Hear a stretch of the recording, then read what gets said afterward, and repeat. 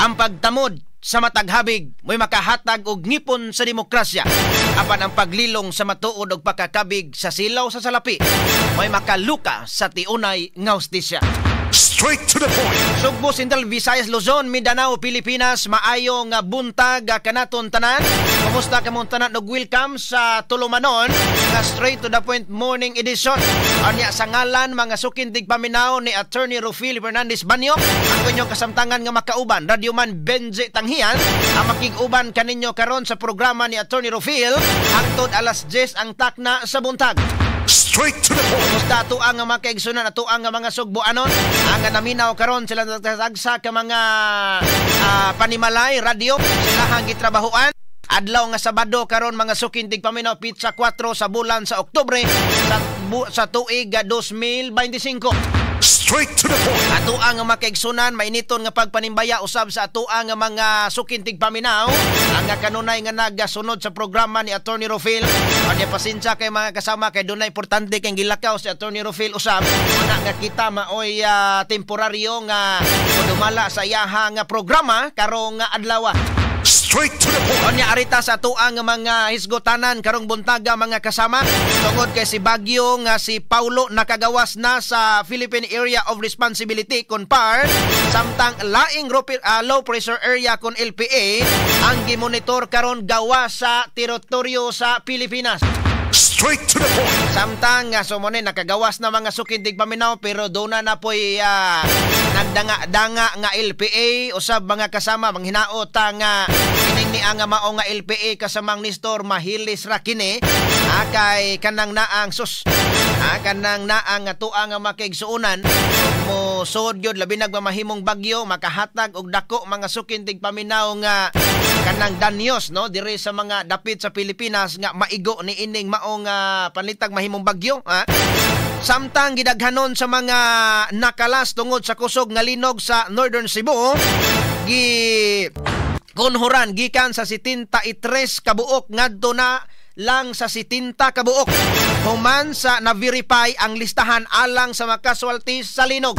Straight to the point. So karon adunay final mga sukindig paminaw nga listahan nga gipagawas ang linogyanan sa balaod nga gikan sa 73 nga na-record nila nga nakala sa linog ang verified mga sukindig paminaw nga nakala 70 kabuok na lang no, or 70 kabuok no ang kanang nang verified nga nakalas usab mga kasama. So katong 73 kasamangken aduna di ay tulo no nga unverified pa mga sukindig paminaw. So ang verified pa karon si ang nakaron 70 na kabuok ang nakalas mga sukindig paminaw. Pero daghan gyapon kasamangken. So manghinaot nga kining ni ang 70 kabuok nga nakalas sa linog mga sukindig paminaw dito sa amihanang Sugbo manghinaot nga dili na kini madungagan.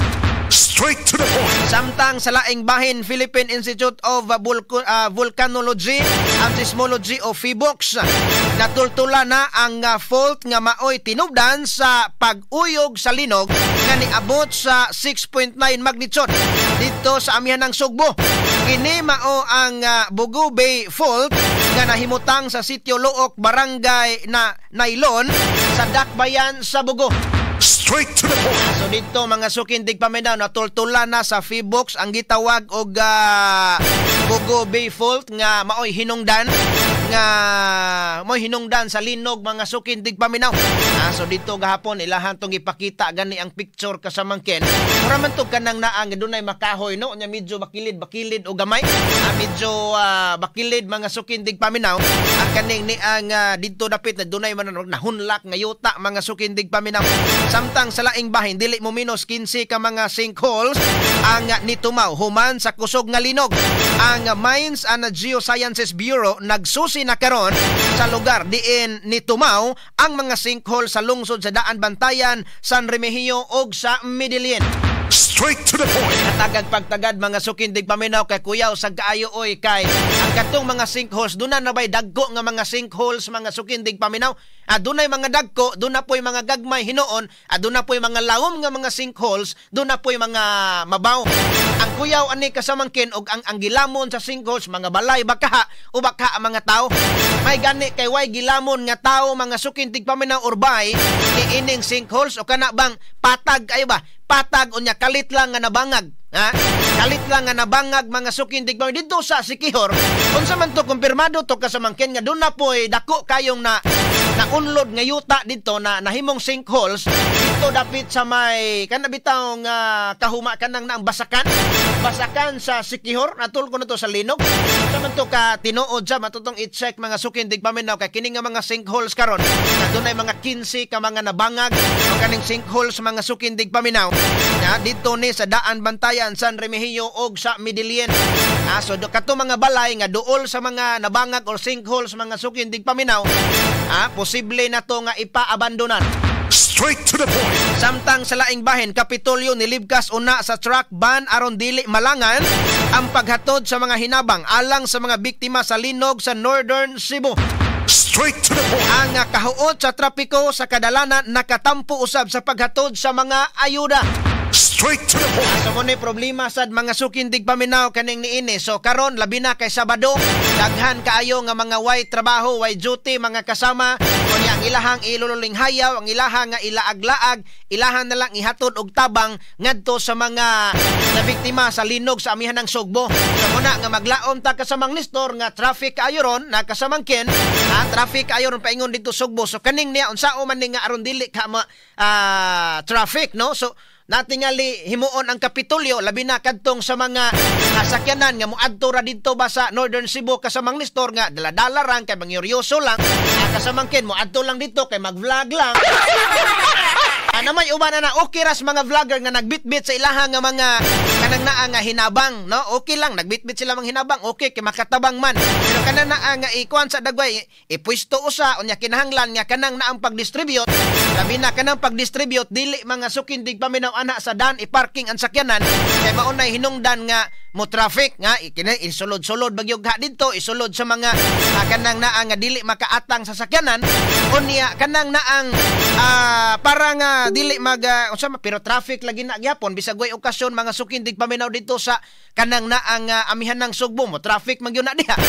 So mo na nga kanang na mangitag paagi dagway unsao na to nga dili ma-traffic ni kay lagi na nga gawas lang og katong si Saldico og si Martin Romualdez mo pahulam silang helicopter kay kani mga hinabang na to isakay na tong helicopter ha?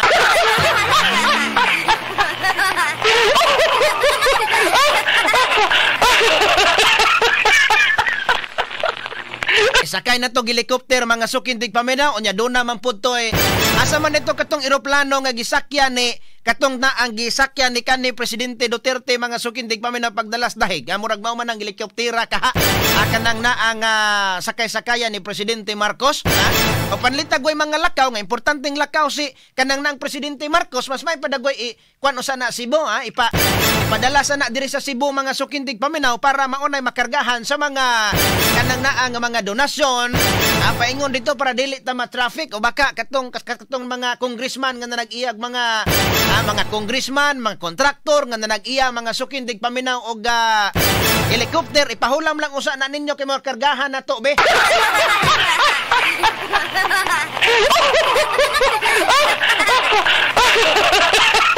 Mo lang sanay kargahan kasamangkin kay traffic man gyud so muna nga kanang naang kataning hatagag pagtagad mga kasama kay doon na po'y mga kaigsuuna na to nga kanang naang na problema lagi pud sila sa ilahang paabot nining ilahang nga mga tabang dito sa amihan ng Sugbo hatagag pagtagad karon mga sukindig paminaw samtang sa laing bahin kapin sa 5,000 nga panimay ang naguba tungod sa kusog nga linog sa Northern Cebu sunan kana 5,000 kasama nga Nestor 5,000 mga 5,000 kapin mga sukindig paminaw ka mga panimalay ang naguba dito sa Northern Cebu ato makaigsunan nawad ag mga gamit nawad ag mga panimay sumuna nga naan na lang intaw nagtulda-tulda silang trapal naas Laguna naas Kasagbutan naas Kahagunuyan Ang uban ganito namtos kadaruhan kasamang Nestor. Ang ora magbag-o tong giukay itong baula to adito ng taon sila. Noon na to adito kay ang uban wa na may mga bahay unya mahadlok naman mo sulod og building ang uban tungod kay natruma na in town.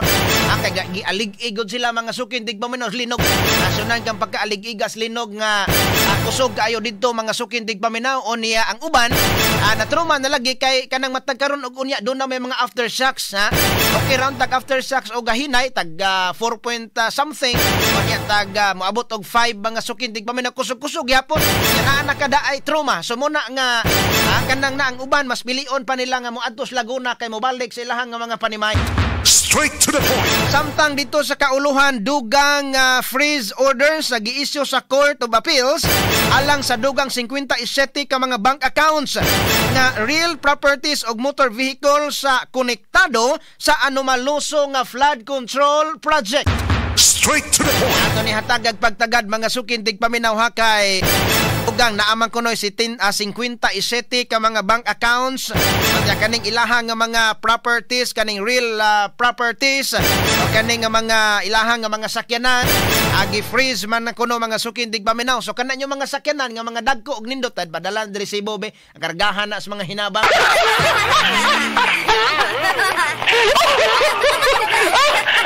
So nabiyaan mga sukin tigpaminaw nga to ang isyu karon nabiyaan ang isyu dito sa nasyonal kasamang Nestor ang kabahin ni ining investigasyon sa Senado sa flood control project onya ni kuan ra bato si Senadora Amy Marcos nga matod pa nila mga sukin tigpaminaw nga kanang naang mura og naa sila bay kanang nadunggan nga naghuna-huna kuno si kanang ng Senadora Ping Lacson ang chairman sa Blue Ribbon Committee mga kasama nga posible nga ihunong ang ilahang investigasyon sa Blue Ribbon Committee.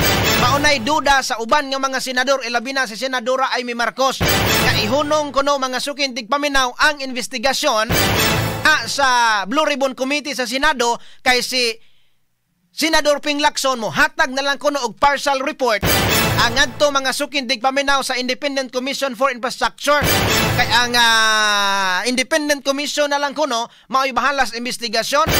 Ayay unsa man ning katinood ba ni or dili tinuod ba ni dili mga sukin tigpaminaw kun kay pananglitag tinuod kining duda ni Senadora Amy Marcos so makaingon ta nga lakip ang Senado nga gipatak-om mga sukin tigpaminaw human gipatak-om ang Kongreso human gipatak-om ang Kongreso ari na pud ang Senado na po ipatak-om so nagtuo ta paniatuan ning kuanon sa panid-an nato ni murag dili maayo mga sukin tigpaminaw nga tilimadon dili may nga tilimadon kon mismo ang Senado ipatak-om sad mga sukin tigpaminaw wa man gani gipakita sa publiko ang investigasyon sa Independent Commission for Infrastructure wa gipakita ngano nga wa man gipakita so maayo na lang nga ang mga tao makasunod mga sukin tigpaminaw nga naa ang hearing sa Blue Ribbon Committee bulahan maintap sila kani mga politiko kinsay lang ipandamay diha so pananglitag matinuod to si ingon ni Senadora Amy Marcos unsa may lauman sa mga tao sa investigasyon abi kay giingnan nga niingon si Senador Ping Lacson nga ipatawag sa sunod nga hearing si Congressman Congressman Rizaldico o kanang naang si House Speaker Martin Romualdez ipatawag sila sa sunod nga hearing sa Senado abi kay ginganlan ni Ping Lacson nga ipatawag abi kay ipatawag ipahunong dayon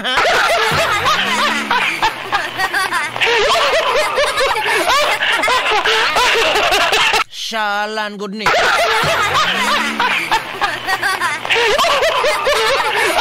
Asa mo na hinuon wala pa may statement mga sukin tigpaminaw si Senador Ping Lacson.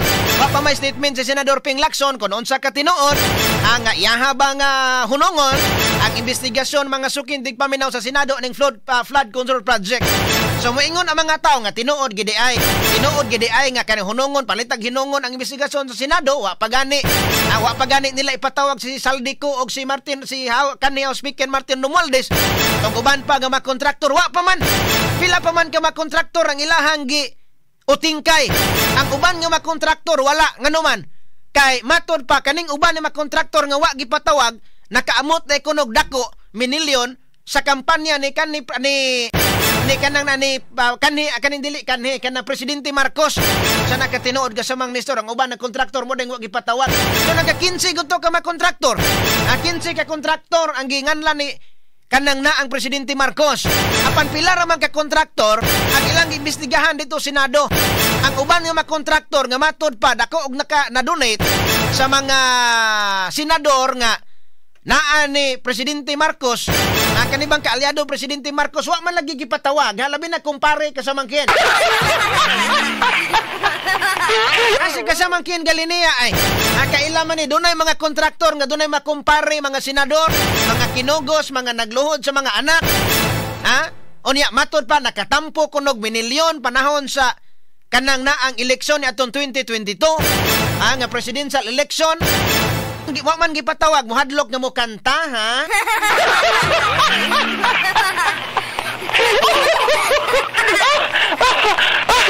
Ato ni hatagan og pagtagad kay daghan man nga nagtuo nga kini si Senador Ping Lacson lig-on og baruganan. Ato ning hatagag pagtagad nga Senador Lacson na lig-on og baruganan, sumuna nga kanang na ang investigasyon padayon. Bahalag mapaga ng mga senador nga kaalyado ni kanhi Presidente Duterte, mga senador nga kaalyado ni kanhi Presidente Pinoy o baka ang mga senador nga kaalyado ni Presidente Marcos. Or okay ra ninyo nga mapagan ang mga senador nga kaalyado ni kanhi Presidente Duterte, okay ra niyo mapagan ang mga senador nga kaalyado ni kanhi Presidente Pinoy, ayaw lamang ang kaalyado ni Presidente Marcos, ha?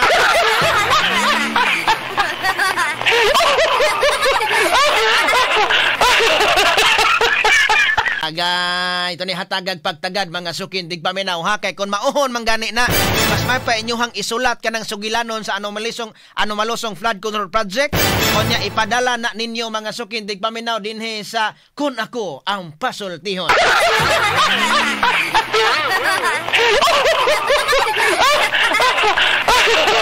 Samtang sa laing bahin, mga diskaya posible nga pamultahon og 300 bilyones pesos tungod sa pagmao-mao sa bidding aron makakuha og kontrata sa mga proyekto gikan sa gobyerno.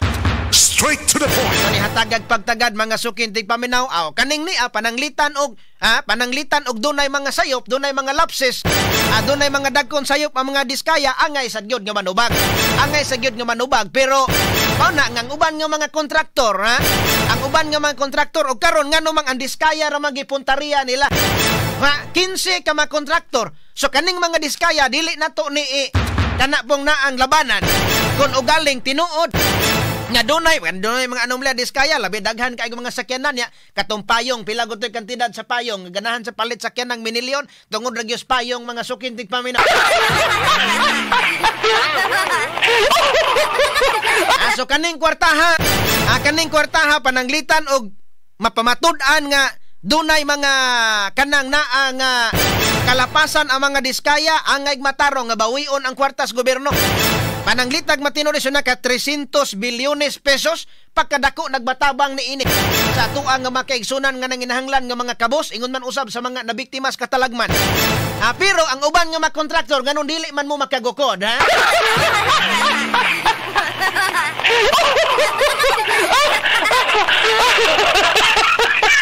Unya abi ka ang mga diskaya pamultahon na hunungon dayon ang investigasyon sa Senado ha. Ang ginaot nga mahuna-huna sa makadaghan ni Senador Ping Lacson ha. Huna-huna as makadaghan Senador Ping nga kanang na ang imuha nga baruganan nga sukad sa una hantod karon panalipdi. Straight to the point. Ayaw pagpadala og bunghog, ayaw pagpadala og hunghong sa mga buaya.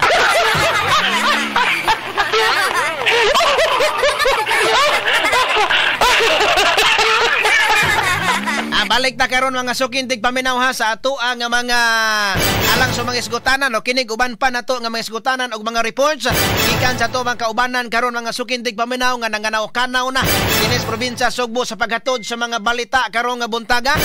Standby lang makasama kay balik ta direto ning isgutan dire sa ato nga pagkulo kabildo karon buntaga og ingon man usab dire sa 93.9 IFM.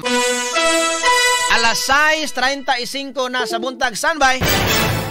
Kabloom! Mga kababayan, ang HIV ay ating ding pag-aral.